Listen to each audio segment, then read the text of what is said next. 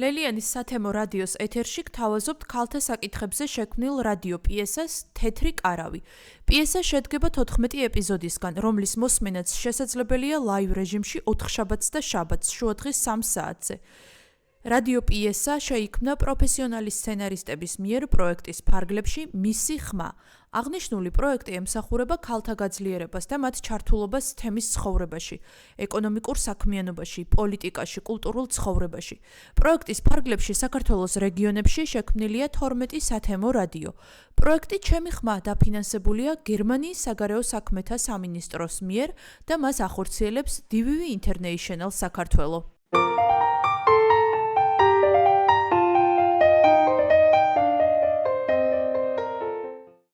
მოგესალმებით, ძვირფასო მსმენელებო. ეთერშია თეთრი კარავი და მე მისი ერთ-ერთი წამყვანი ბატონი დიმიტრი გახლავართ. კატოს ბაბუა. თქვენი თხოვნით რამოდენიმე გადაცემას ისევ მე გავუძღვები და შეგახსენებთ, რომ ჩვენი ეთერი კვლავ თქვენს განკარგულებაშია. დაგვირეკეთ, ან გამოგვიგზავნეთ ხმოვანი წერილები. გადავწყვიტეთ, რომ დღეს თავისუფალი ეთერი გქონდეს და ყველაფერი თქვენზეა, დღევანდელი განწყობაც და თემაც. აბა, ველოდებით, ვინ იქნება პირველი? აი უკვე გვიკავშირდებიან. მოგესალმებით, ძვირფასო მეგობრებო, მე ვარ ირმა. ძალიან დიდი მადლობა მინდა გადავუხადო თეთრ კარავს.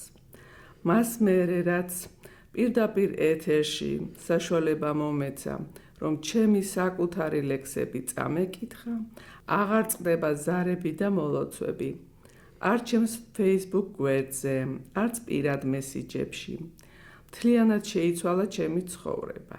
და ხოი საოცრებავ, ჩემი მშობლიური სკოლიდანაც კი დამიკავშირდით და მთხოვეს, რომ დრო გამოვნახო და ერთი პოეზიის საღამო იქაც ჩავატარო.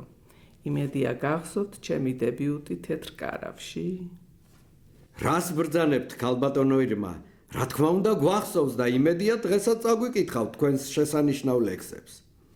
ძვირფასო მსმენელებო, ხომ ხედავთ რა ძალა აქვს პოპულარობას?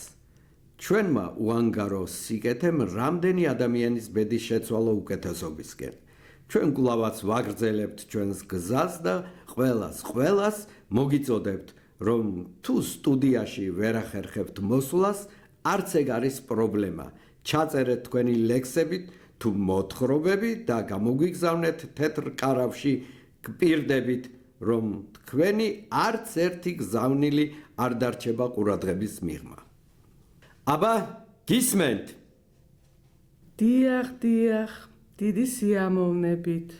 დღევანდელი ჩემი ლექსი ეძღვნება ჩემ მშობლიურ სკოლას და პირველად თქვენ ეთერში გავაჟღერებ. აბა, გისმენთ დიდი ყურადღებით. თეთრი ბაფთებით მივუყვები სკოლის დერეფანს, გულის ფანცქალით ავირბინე საფეხურები, გაივლის წლები და ამ კედლებს ემახსოვრებად ჩემი ცხოვრების უჩინარი ნაფეხურები. ყველა ნაბიჯი, ყოველი სიტყვა, რაც დამცდენია, რაც ვთქვი ან ვერ ვთქვი, არც ისინი დაავიწყდება. ჩემი პირველი ცრემლიც ახსოვთ, ვიცი ამ კედლებს, პირველი კოცნა და პირველი თავდავიწყებაც.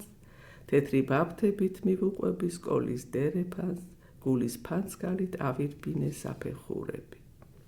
ბრავო, დიდი მადლობა, არაჩვეულებრივი იყო. თქვენც დიდი მადლობა და დიდი მადლობა ისევ და ისევ თეთრ კარავს.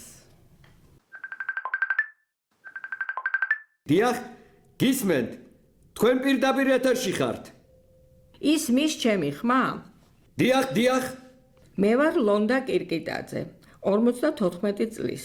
ძალიან მიყვარს პოეზია და ახლა პირველად თქვენი ეთერის საშუალებით ჩემს ერთ ლექსს წაგიკითხავთ, თუნებას დამრთავთ. აბა რა თქმა უნდა. ასია მუდამ შემოდგომას მოსდევს ზამთარი. ზამთარს გაზაფხული, გაზაფხულს ზაფხული და ერთხელ ზაფხული ისე გაგრძელდა, ისე გაგრძელდა იმდენ ხანს იყო, რომ ზამთარს მოსვლა დაავიწყდა და ჩაეძინა გაზაფხულამდე. ბრავო! ბრავო, მართლაც შესანიშნავი ლექსი იყო. დიდი მადლობა დღევანდელი პოეტური ეთერისთვის ჩვენს არაჩვეულებრივ ქალბატონებს, ქალბატონ ირმას და ქალბატონ ლონდას. გონი ძალიან კარგი გადაცემა გამოგვივიდა. არ შეიძლება სულ პრობლემებზე და გასაჭირზე ლაპარაკი. ზოგჯერ ცხოვრება უნდა გავიხალისოთ და ერთმანეთს კარგი ამბები მოუყვეთ და გავუზიაროთ. აბა რა? ჩვენი საეთერო დრო ამოიწურა, მეგობრებო.